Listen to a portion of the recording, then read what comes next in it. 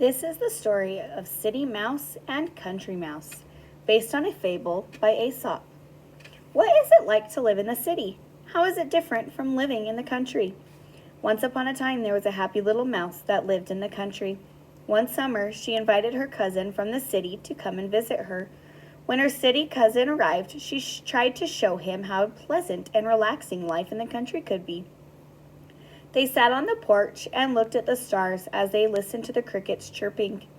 They nibbled on delicious country food, such as breadcrumbs, cheese, bits, nuts, and berries.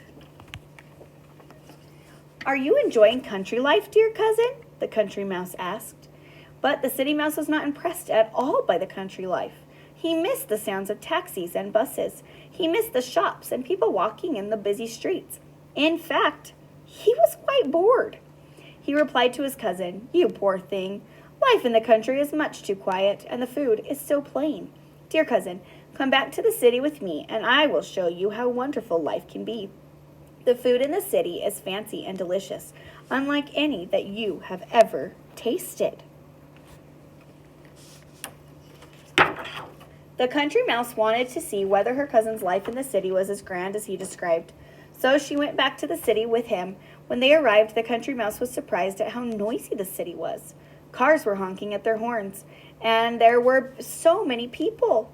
She was happy when they went inside a large brick house. The city mouse led the way into the dining room where the people of the house had already finished eating dinner.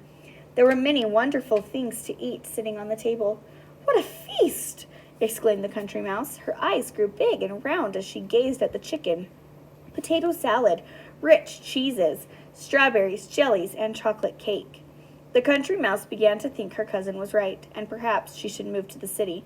But just as the two were about to eat, a huge cat pounced on the table. "Let's go!" cried the city mouse as the two mice scurried into a mouse hole. "That big cat lives here," explained the city mouse to the trembling country mouse.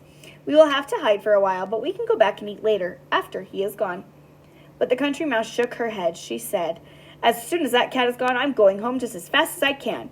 You're welcome to eat all the fancy food you can eat. As for me, I think it's better that I eat simple food in peace and safety."